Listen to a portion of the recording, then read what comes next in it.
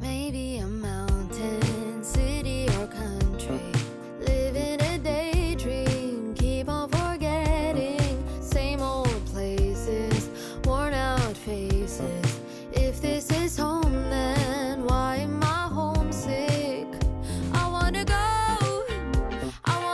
far away where nobody knows my name. Nothing to prove, nothing to lose. Starting over, starting new, anywhere but here. Yeah, on the ground, got no baggage breaking. Hi, my name is Ariana and I'm an undergraduate senior majoring in Earth and Environmental Science at Austin Peay State University. Last year I was selected to be a part of the IRES program, which is funded by the National Science Foundation, and as part of the program, me and a few other STEM students were able to participate in research involving glass science at universities in Europe for 7 weeks.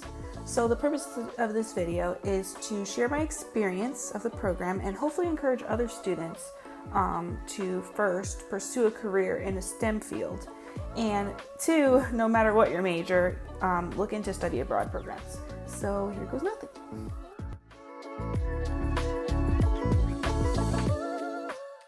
So the first thing, how did I even find the program? So I actually saw an email advertising the program, and they also had posters up in my department. But the most important thing is I checked my email regularly. When I saw the email advertising the program in the first place, immediately my brain was racking up all the reasons I could not go instead of all the reasons I should go. But then I just thought, why not? I'll just apply anyway. The worst they can say is no. I already have low expectations of getting in, which maybe I shouldn't say that I doubted myself so much, but I really did. That's the honest truth. So that segues into the next thing. What were my main doubts and worries about the program when I applied?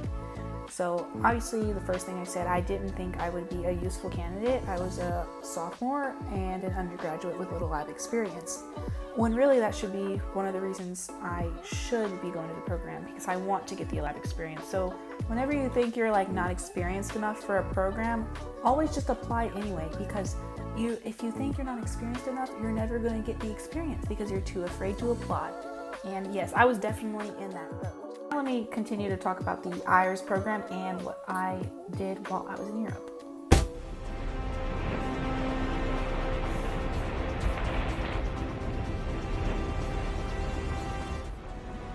"10 to 12 million years ago, a supervolcano erupted in what is now the western United States.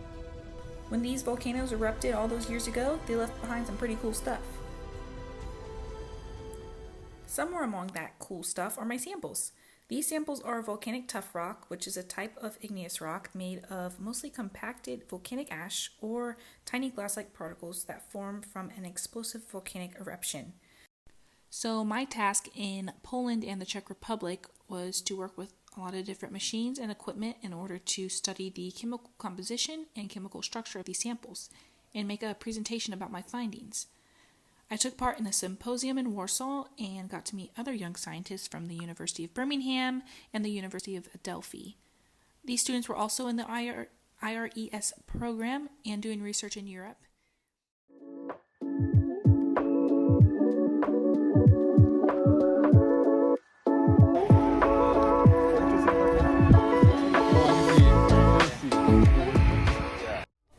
But Rzeszów was the first European city I stepped foot in. Airports and terminals do not count to me. And so I guess that means it will always hold a special place in my heart. Rzeszów is a college town, so many people who live here are students. And I liked the city a lot because it wasn't as touristy.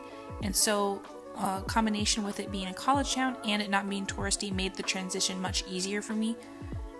The city itself has a unique history, which Jordan and I discovered in the tunnels underneath Old Town Square.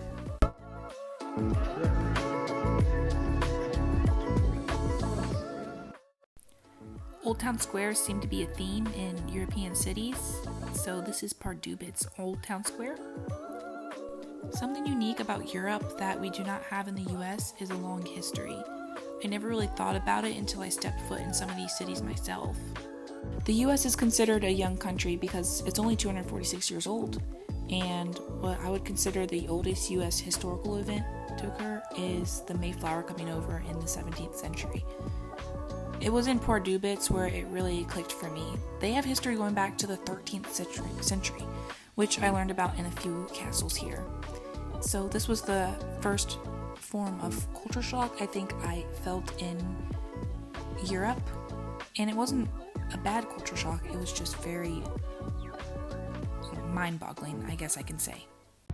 Contrary to Pardubitz, Prague was a very touristy city.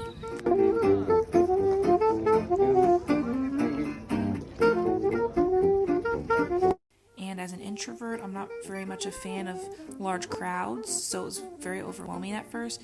But even still, Prague was probably my second favorite city to visit. The cathedrals and architecture were breathtaking, and the streets were so lively, and there was so much to see and do here. I wish I could have stayed here more than just 48 hours.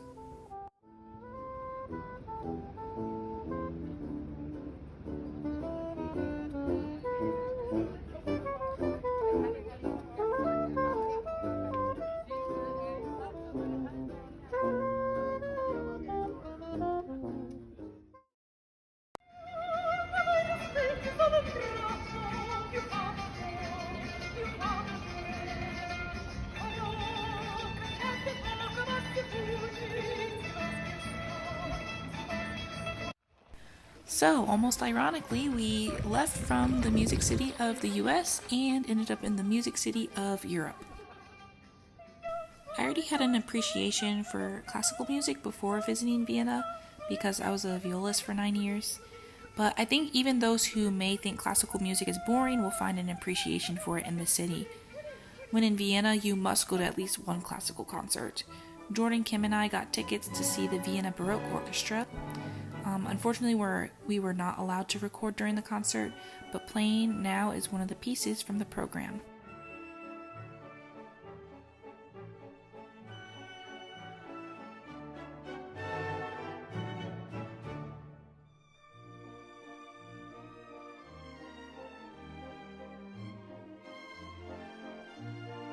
A little fun fact about this piece is that the Blue Danube is inspired by the Danube River, which flows through Vienna. Along with the music, Vienna also has a lot of amazing buildings to see. We visited 2 palaces. 2! The Schönbrunn Palace was so huge that I couldn't even believe that people actually lived here one day.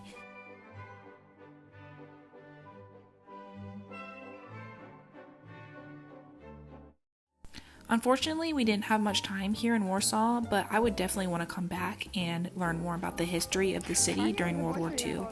Warsaw was almost completely leveled during the Second World War. 5.8 million Poles died, which represented about 20% of Poland's pre-war population. Despite the tragedy of war and the tragedy of the Holocaust, Warsaw was able to rebuild into something that is now worthy of being a capital city. The vitality of the Polish people is almost unfathomable. In our one day spent in the city, I would have liked to learn more about the events from World War II, from the place it happened, instead of from a textbook. If I could go back, I would visit the Warsaw Jewish Ghetto Memorial and the Gestapo Headquarters Museum specifically. Being in Warsaw and hearing snippets of their history also taught me the importance of learning history through multiple perspectives. It is easy for a textbook to either misinterpret or cut out important details of another country's history, but having an open mind about other perspectives is how we respect other cultures and encourage international understanding. And I think that's probably the most valuable lesson I learned on this trip, is to broaden my mindset and try to have more international understanding and sympathy.